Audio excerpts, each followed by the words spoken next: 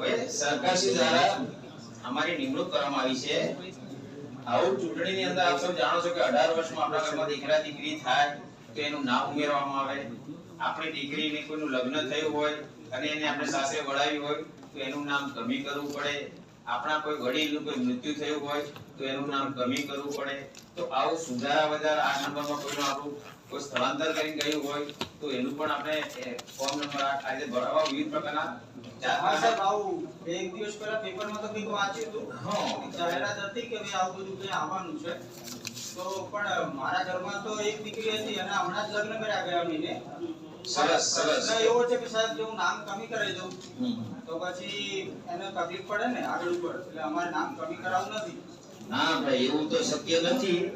નામ તો કમી કરાવવું જ પડે। જો ત્યાં દીકરીમાં આપણા જમાઈરા છે એ ત્યાં એનું નામ દાખલ કરશે અને અહીં પણ નામ આવશે। એક કામ થાય ને, પહેલા ત્યાં એડ થઈ જાય પછી આપણે નામ કમી કરાવી દઈએ। નહીં, પણ અહીંથી નામ કમી થશે અને અહીં બીએલઓ ની અમારી 7 નંબરની ચિઠ્ઠી લઈ જશે ભાઈ અહીંથી નામ કમી કરવામાં આવ્યું છે તો જ ત્યાં તમારા દીકરાનું નામ દાખલ થશે। ખરું ને? હા થશે, ગેરંટી સાથે થશે। આજે આ ચૂંટણીમાં જ આપણું એવું આપણી ચેનલ છે આપણી કે અહીંથી આપણા બીએલઓ અમે એસોસિએશન કમિટી સાથે આપીશું ત્યાંથી એની ઓનલાઈન અહીંથી એન્ટ્રી થશે, કમી થશે અને ત્યાં અહીં જે કમી જોઈ છે ત્યાં દેખી શકાશે ઓનલાઈન અને ત્યાં તમારી દીકરીનું નામ તો કઈ વાંધો નથી, તો પછી તમે એનું આ નામ કમી કમી કરી અને તેથી આ તમે આ ચિઠ્ઠીઓ તમે ના આમાં કોઈ પૈસા નથી। સરકારશ્રી તરફથી વિનામૂલ્ય બધું થતું હોય છે અને એના માટે અમારી નિમણૂક થયેલી છે।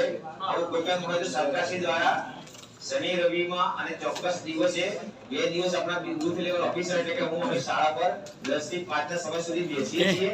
એ દરમિયાનમાં તમારે કોઈ પણ ગામમાં પણ આવા કોઈ ફળિયામાં તમે જાઓ તો તમે જાણ કરજો બધાને કે આપણે તમે આવજો ખરા પણ ફોટો આવશે અને આવું કોઈ 4 પ્રકારનું નામ કમી કરવું હોય નામ આપણે 6 જણા જવાનું વિધાનસભા સીટ 6 જણા બેસી જ જવાનું તો એનો આધાર લઈને થાય કે કોઈ મૃત્યુ પામ્યું હોય તો મરણનો દાખલો છે અને કોઈનું નામ ઉમેરવાનું હોય નવું નામ તો એનું જન્મ તારીખનું પ્રમાણપત્ર, એનું રહેઠાણનું લાઇટ બિલ છે, એના પાસપોર્ટ સાઇઝનો કલર સારો ફોટો અને એ વિગતો લઈ અને રવિવારે બુથ ઉપર જશો તો તમને બીએલઓ સાહેબ ફોર્મ ભરીને આપશે।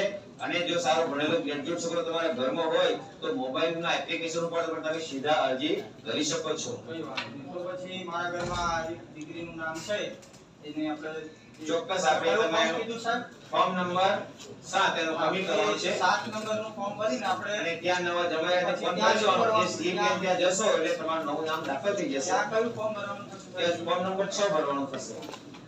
બરાબર છે।